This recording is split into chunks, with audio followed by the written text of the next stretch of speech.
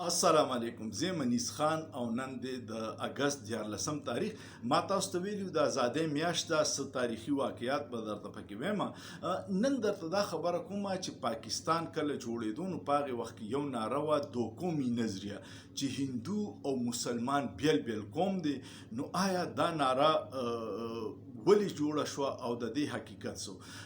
تاسو کو چېرې وګورئ که نه نو په بر صغیر باندې د 900,000 سال مسلمانانو حکومت کړي او 900,000 کال حکومت ال ختم شو چې کله انګریز راغی او اخیری مغل شهنشاه بهادر شاه ظفر گرفتار کو او په رنګون کې نظربند کو او هغه بیا د انګریز په جیل کې مړ شو نو دا 900,000 کال حکومت هندوستان باندې کړي مسلمانان اقلیت کیو هندوان په اکثریت کیو او دلته هر مذهب والا ډیر په مینه اوسېدل د دوی کې نه د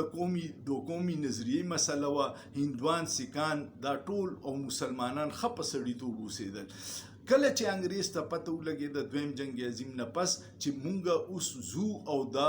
ملکونه تقسیمو زمونږ د کنټرول نه دي نو تقسیم به ته هله کې چې ته نفرت پیدا کړي او دغې نفرت پیدا کولو لا د قومونو په منځ کې د دوقومي نظریه راله چې دا دوه علیحده علیحده قومونه دي کې 900,000 کاله په دې بري صغیر کې مسلمانان هندوان سیکان ټول یو ځای اوسېدل دلته په لکونو هندوان په پاکستان په دې علاقو کې او په کروڑونو کسان الته کې په هندوستان کې مسلمانان ژوند تیرو دا ایکا دوکا واقعیات په هر ځای کې راځي او په هر قوم کې راځي دا په امریکا کې هم راځي دا په استرالیا کې هم راځي بیا پکې چل دا و چې اوس هم په دې وخت کې 28 لاک هندوان په سند کې اوسي د سکون ژوند تیري چېرته ایکه دوکه د سندۍ جینۍ د مسلمانېدو په زبردستۍ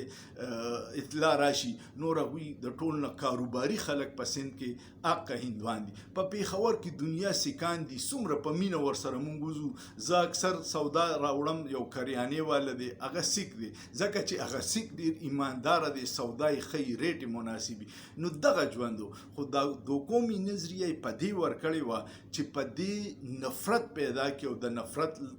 جواز دومره وکړي چې دا ملک یو ځای نشي مسلمان او هندو اوسېدی نو دا پکې بنیادي شرط نو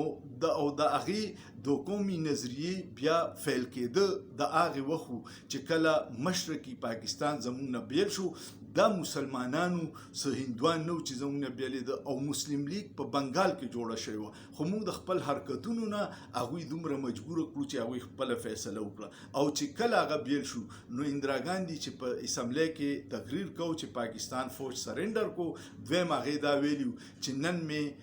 دوقومي نظریه په خلیج بنګال کې ډوبه کړه الله دې پاکستان باندې خپل رحم فضل وکړي پاکستان عوام به شعور را پیدا کوي خپل دوست دشمن به پیژني په خپلې خاورې سره به مینه کوي دا زموږ وطن دی خو دا څه چې موږ ته پړاو شوي دي نو هغې کې حقیقتونه ډېر کم او دروغ ډېرو ولی خان بابا یو کتاب دی ټروت از ټروت رښتیا رښتیا دي هر نوې ځوانانو لا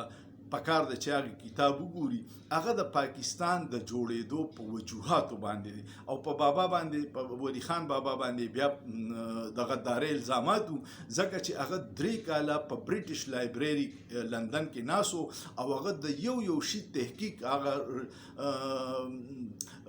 خط و کتابت او دا ټول رئیس دی چې پاکستان جوړېدو عوامل سو او د زموږ د لیډرانو کردار سو او د انګریز منصوبه سو